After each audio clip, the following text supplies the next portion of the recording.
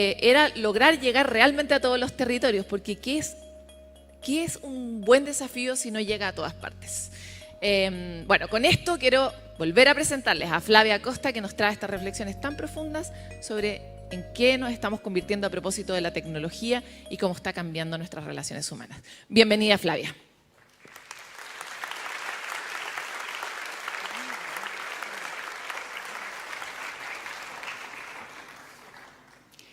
Hola, buenas tardes, ¿qué tal? Bueno, muchísimas gracias a los organizadores de este extraordinario Congreso Futuro, al Senado de la República de Chile, a ustedes que están aquí escuchando atentamente y a quienes están escuchándonos fuera de aquí, en este país o en otros países.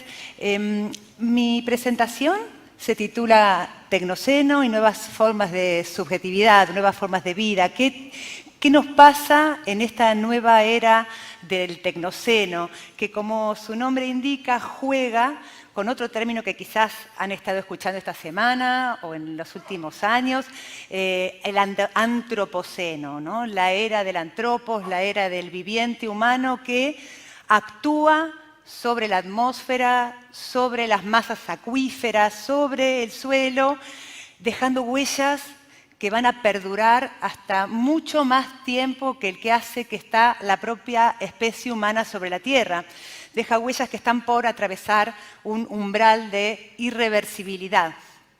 Y en la discusión sobre si verdaderamente somos agentes geológicos, si ya nos hemos convertido en agentes de la escala Tierra, lo que aparece como signo fundamental es que estas tecnologías que nos han permitido un enorme crecimiento, crecimiento en términos de población, de longevidad, de educación, de comunicación, que son tecnologías de altísima complejidad, también son tecnologías de alto riesgo, y con ese riesgo tenemos que aprender a convivir para minimizarlo, para gestionarlo, para anticiparnos a él, ¿no?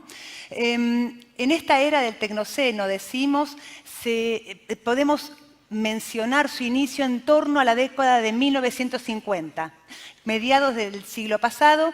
Aquí lo que ven son unos cuadros provenientes de la investigación de un químico australiano llamado Bill Stephen, que analizó, en rojo ven las cifras relacionadas con el sistema humano, crecimiento de población, crecimiento de la urbanización. Piensen que en 1800 éramos 1.000 millones de seres humanos sobre la Tierra.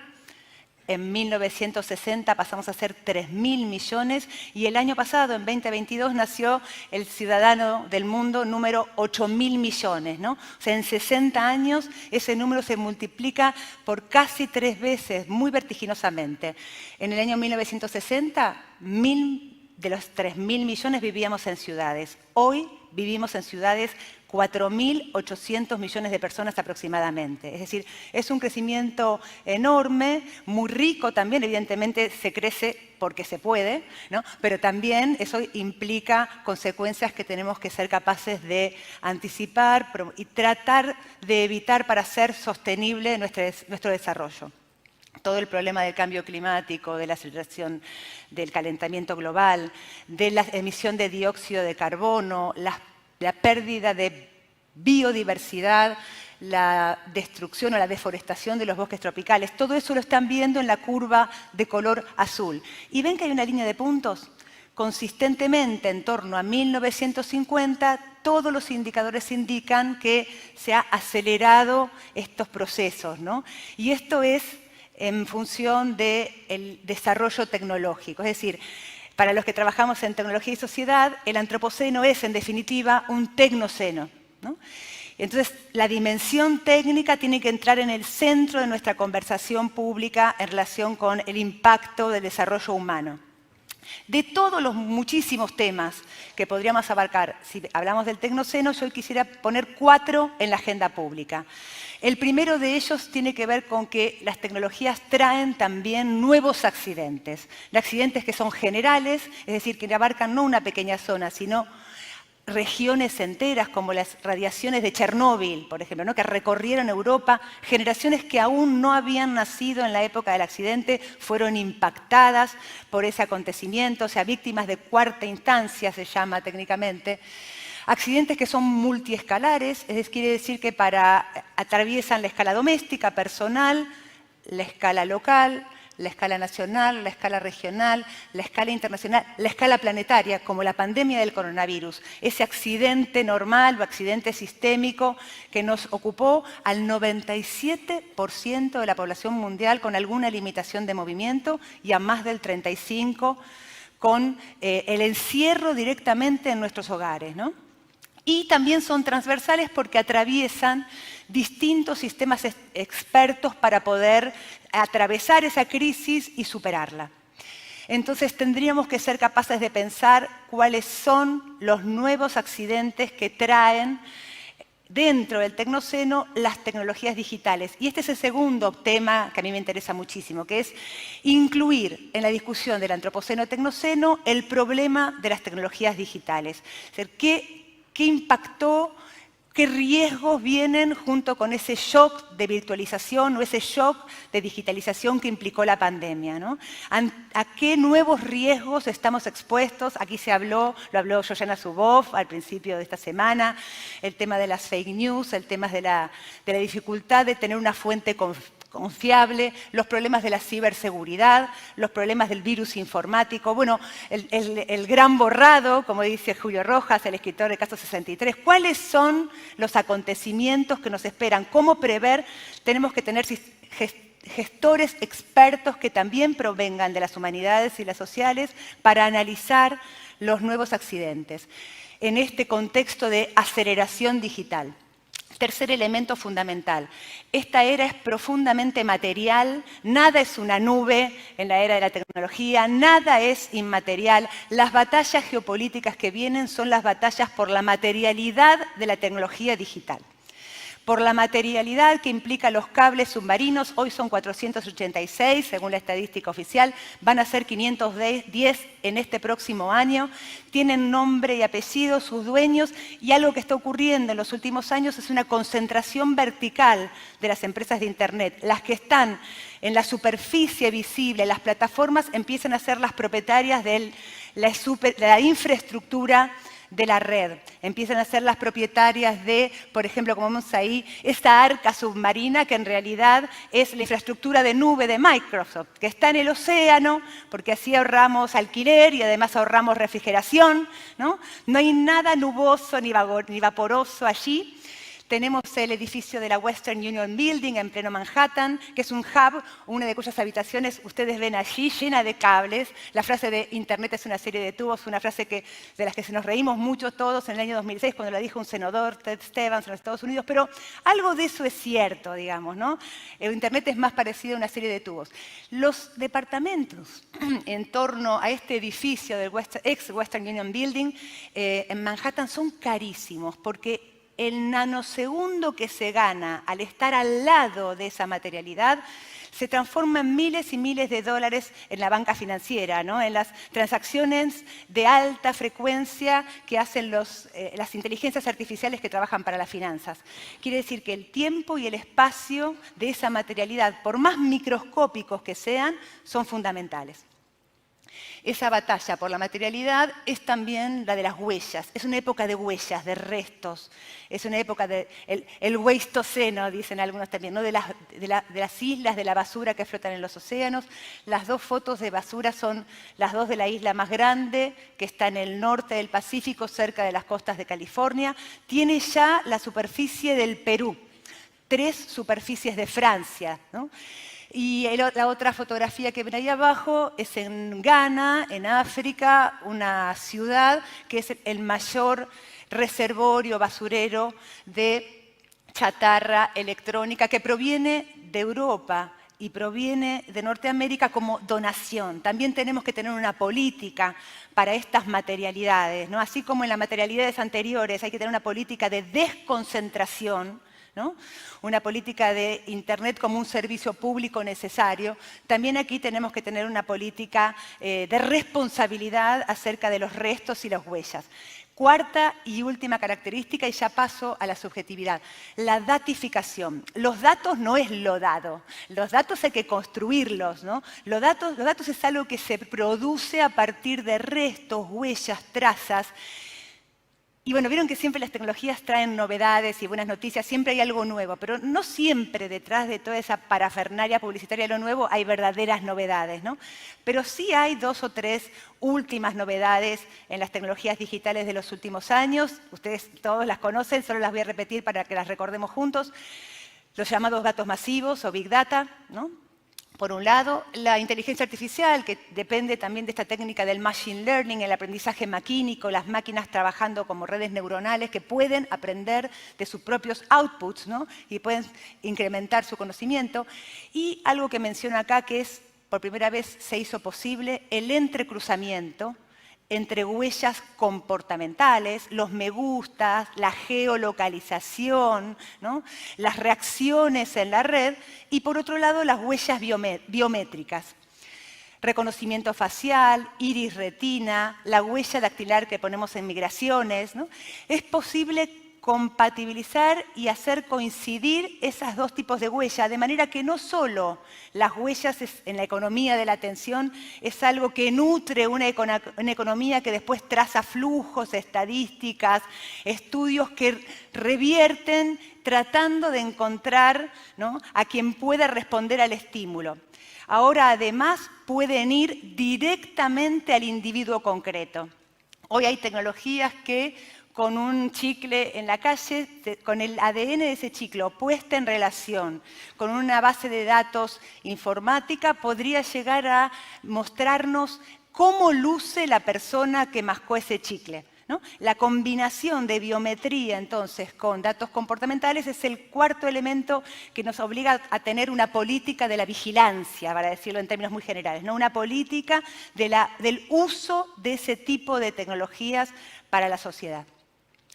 Aquí algunos restos de la investigación famosa de Kosinski, el investigador polaco, que fue, como digo, el origen de la idea de Cambridge Analytica. Con solo 70 me gustas aproximadamente, es posible deducir de una persona con 95% de precisión su color de piel, con 93% de precisión el género, con entre 88 y 75% su orientación sexual, con 85% de precisión su filiación política, entre muchas otras variables, ¿no?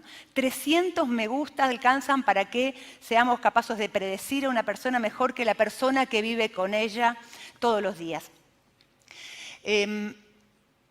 Ahora sí, entonces, reconducimos este escenario y estas agendas de investigación a algunos aspectos que tienen que ver con nuestra vida cotidiana, ¿no?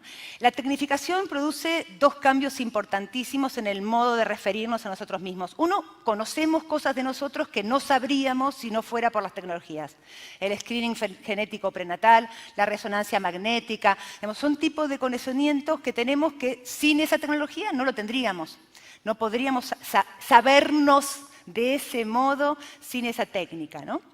Pero al mismo tiempo, las tecnologías también provocan cambios a nivel de la ontología. Cambian nuestras estructuras biológicas, la vacuna ya es, ¿no?, originariamente una transformación tecnológica, pero incluso se hablaba de biochips que fueran capaces de leer nuestras imágenes mentales mientras soñamos, ¿no? O psicofármacos capaces de alterar nuestras emociones, nuestras formas de sentirnos, ¿no? En distintos campos, entonces, estamos fusionándonos con estas tecnologías. ¿Qué indica eso para los que estudiamos desde las ciencias sociales la subjetivación, los modos en que nos comprendemos a nosotros mismos? Venimos diciendo que nos estamos comprendiendo en resonancia con ese giro material o de la materialidad de la que hablaba antes, como seres profundamente somáticos, individuos somáticos, lo llama el sociólogo británico Nicholas Rose, seres biológicos, no tanto almas, conciencia, psiquis, espíritus, sino seres materiales compuestos de hormonas, ¿no?, de química, de procesos físico-químicos cuya alteración tienen o provocarán cambios en nuestro estado de ánimo, eventualmente en nuestra respuesta ante los demás. Nos orientamos a optimizar nuestro rendimiento, anticipar preventivamente nuestras susceptibilidades, lo que nos podría ocurrir. Ahora vamos a ver algunos ejemplos. A la programación. ¿Se acuerdan la programación del nacimiento de un niño cuya dotación genética es compatible con la de su hermano ya nacido y de esa manera poder salvarle la vida, ¿no? El hermano salvador. Programamos nacimientos de diseño en función con esos intereses de los habitantes ya nacidos, pero también programamos quimeras hombre-mono, como la que se programó en el año 2021. Durante 20 días vivieron esos embriones, en principio, en función del trasplante de órganos. Pero claro, esos seres están vivos, ¿no? ¿Cuál es la ética con respecto a ellos? Se nos interpela finalmente como conjunto de datos. Decíamos optimizar, ¿no? En Facebook y Apple en 2014 promovieron que sus empleadas mujeres congelaran sus óvulos y postergaran la maternidad. Con una maternidad postergada, pero con los óvulos de los 24, no los que alcanzarían naturalmente a los 40, 42 años, ¿no? Optimizar el rendimiento. En 2013, Angelina Jolie se hizo una doble mastectomía preventiva porque se enteró a través de un análisis genético que tenía la probabilidad de desencadenar un cáncer. Actuamos preventivamente. Como les decía recién, la programación de la quimera hombre-mono, pero también el trasplante, ¿se acuerdan en el año pasado? De un corazón a un hombre. 50 días sobrevivió ese hombre con ese corazón de cerdo genéticamente modificado. Finalmente decimos, estamos orientados a la exposición, a la reacción inmediata, a la espectacularización del yo, al informar rápidamente en un golpe de vista a qué grupo político pertenecemos, qué orientación de género tenemos, comunicamos a audiencias remotas con mucha inmediatez, ¿no? Estamos entrenándonos en eso en esta era de la digitalización. Con esto cierro. Maurice Benayon es un artista que en el año 2014 inventa, en realidad crea con software libre, algo que ahora es de uso muy habitual, pero a partir de 48 emociones básicas. La primera de la lista roja es sentirse feliz, la última fucsia de abajo es sentirse un poco aireado por cierta idea de maltrato. Bueno, en el medio toda la variación que uno puede tener. En 4 lectores de redes sociales, lectura lingüística, lectores de diarios, reconocimiento de voz en la radio y reconocimiento facial en cámaras de la ciudad, en 3.250 ciudades del mundo, el estado de ánimo de la población mundial, el estado meteorológico de nuestras emociones. ¿Para qué serviría esto? Dice este artista y dice la empresa que también desarrolla esta tecnología. Se ha demostrado que esta variación en nuestros estados de ánimo tiene que ver con variaciones en el estado de la bolsa, en el mundo económico, en las finanzas. Es decir, el control de estas emociones. Ustedes piensen esto, volvemos a la idea de materialidad y de huellas. La emoción es lo más material, lo más biológico de nuestro aparato psíquico. Es la frontera entre el otro y nuestra biología para producir una reacción. El sentimiento es la elaboración de esa emoción. Lingüísticamente luego la ponemos en común, pero antes de eso, un clic, reaccionamos. Las tecnologías de hoy nos orientan a ser sujetos un clic, para leernos, para orientarnos en nuestra capacidad individual y colectiva de tomar distancia de esa reacción emocional inmediata, de reflexionarla, de ponerla en relación con un objetivo común, con un proyecto de sociedad, con un proyecto de país, se juega la democracia digital del Tecnoceno. Bueno, muchísimas gracias.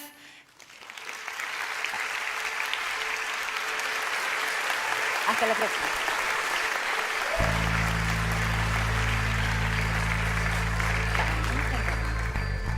Agradecemos a Flavia por su presentación. Vamos poniendo en perspectiva la sociedad en la que estamos y queremos saltar hacia